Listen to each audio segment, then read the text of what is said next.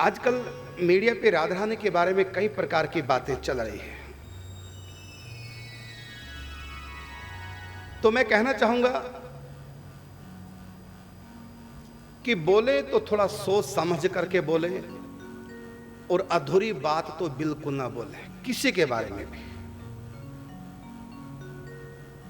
अज्ञान से भी बड़ा घातक है अधूरा ज्ञान। या तो कोई बात किसी विषय को लेकर बोलो मत, यदि बोलो तो फिर पूरी बोलो, अधूरी न बोलो। अधूरा ज्ञान अज्ञान से भी बड़ा घातक होता है। अब उन्होंने जो बोला, हमारे प्रदीप मिश्रा जी ने कुछ हद तक तो ठीक बोला, लेकिन कुछ हद तक गलत भी है।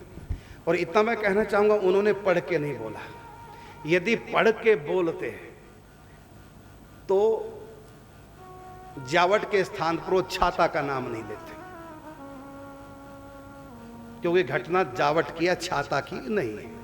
तो उन्होंने छाता का नाम लिया, जबकि छाता घटना नहीं है, वह है जावट। इसका सीधा सीधा अर्थ है उन्होंने पढ़ा नहीं है। दूसरा, उन्होंने कहा राधा रानी का गांव रावल है, यह भी उन्होंने पढ़ा नहीं है, सुन लिया कहीं से, या व्हाट्सएप यूनिवर्सिटी से पढ़ लिया उन्होंने। और राधा रानी और जो कहा बरसाना राधा कचहरी है, ये भी उन्होंने कहीं से सुना है, ग्रंथ में पढ़ा नहीं। तो मैं कहना चाहूंगा, कुछ भी बोले धर्म के विषय में, सनातन धर्म के विषय में, अच्छी तरह स्टडी करके पढ़ करके फिर बोले। अब वो कहता है प्रमाण है मेरे पास, तो मैं पूछना चाहता हूं छाता का प्रमाण कहां है? बरसाना में कचहरी, ये प्रमाण कहां है? और राधा रानी का गांव रावल है, ये प्रमाण है ही नहीं। राधा रानी का गांव बरसाना है, इसका शास्त्रों में नाम है भृतसानुपुर। बरसाना तो अपभ्रंश होके बना है, शास्त्र में कहीं बरसाना नहीं है, शास्त्र में है भृतसानुपुर। वही अपभ्रंश होकर के बरसाना बन गया। और अर्थ किया साल में एक बार आना मन ग्रंथ बिना बात की। राधा रानी का निज महल है बरसाना, महाराज वृषभानु की राजधानी है बरसाना। और शास्त्रों में बरसाने का कितना विशद वर्णन है, इसके 8 द्वार हैं। जय जय प्रीतम काव्य में पढ़ो, बरसाने का कितना भेद वर्णन है। और ये महाराज वृषभानु की राजधानी है, यहाँ वो राज्य करते हैं। रही बात जन्म की, राधा रानी का जन्म ननिहाल में हुआ है। राधा रानी का नानी का नाम मुखरा देवी है। राधा रानी की माता कीर्तिदा रानी का ये मायका है। तो राधा रानी का जन्म अपने ननिहाल में हुआ है।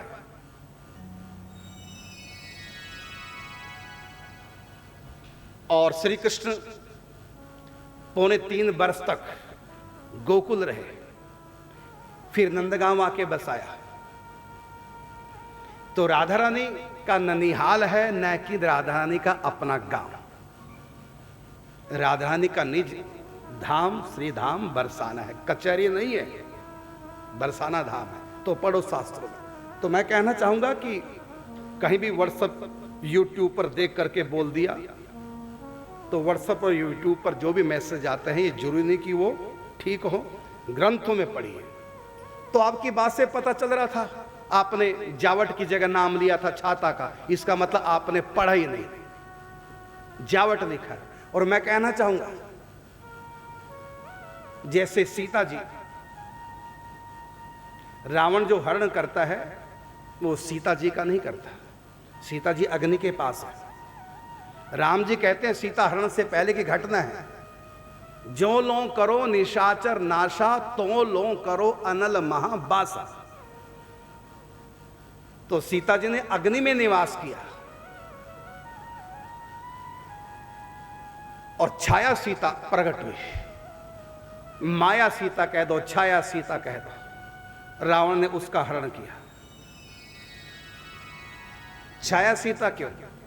क्योंकि रावण की बहन पहले आई थी तो नकली सुंदरी बन के आई थी, कुरूपा थी, मेकअप करके आई, नकली बन के आई।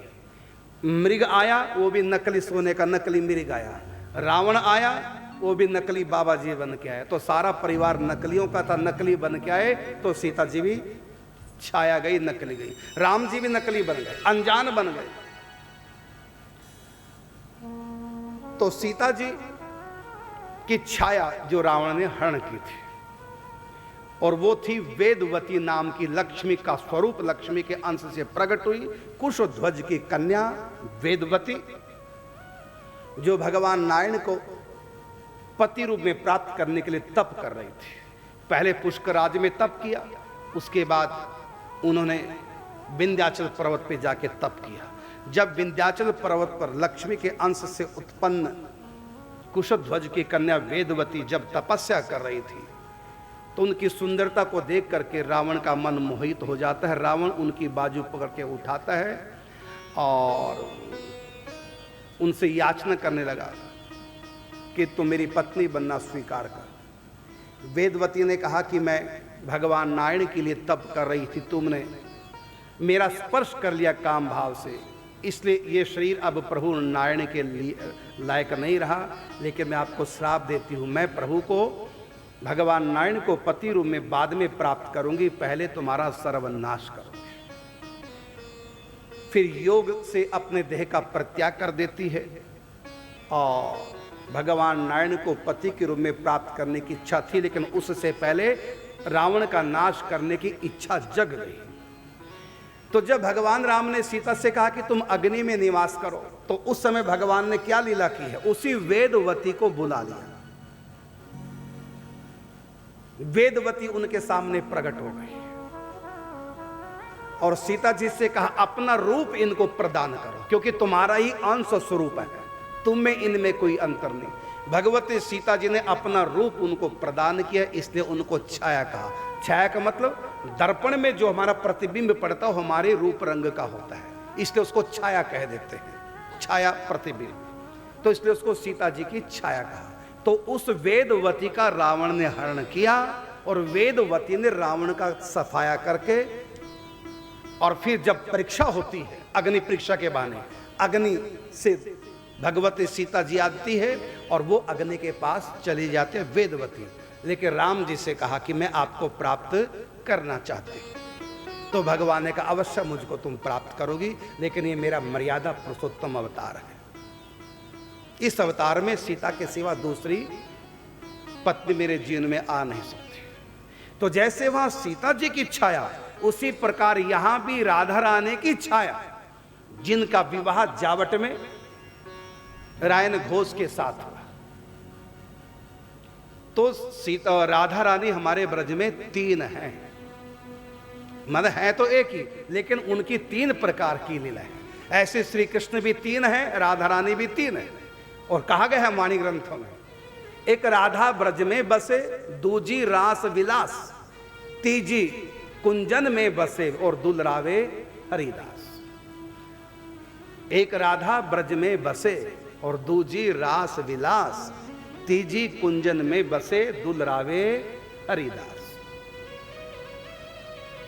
तो एक ही राधा तीन रूपों में ब्रज में विहार कर रही है। तो कौन तीन प्रकार हैं राधा के, और ऐसे श्री कृष्ण के भी तीन रूप हैं। एक निकुंज में श्री कृष्ण, निकुंज वृंदावन के, एक गोलोक धाम के श्री कृष्ण, वही गोलोक धाम में, और एक है अवतार काल में श्री कृष्ण। तीन श्री कृष्ण है, तीन राधा रानी। एक ही राधा रानी तीन रूपों में लीलायमान है, एक ही श्री कृष्ण तीन रूपों में लीलायमान है। तत्वता कोई भेद नहीं, केवल लीला अधिकार भेद है। अनेक ऋषि मुनि जो श्री कृष्ण को पति के रूप में प्राप्त करना चाहते हैं, प्रीतम के रूप में प्राप्त करना चाहते हैं, वो सब वरदान प्राप्त करके ब्रज में गोपियां बनते हैं। तो ब्रज में तीन प्रकार की उपासना श्री कृष्ण की जाती है, स्वकीय, परकीय और दोनों से अतीत। और तीनों का आधार राधा रानी है, क्योंकि राधा रानी प्रेम की देवी है, इनके बिना कोई प्रेम कर नहीं सकता। जैसे सूर्य की धूप की सत्ता इस दुनिया में कहीं भी है तो सूर्य से है, सूर्य है तो धूप है, सूर्य नहीं तो धूप नहीं। इसी प्रकार राधा है तो कृष्ण प्रेम है, राधा नहीं तो कृष्ण प्रेम नहीं।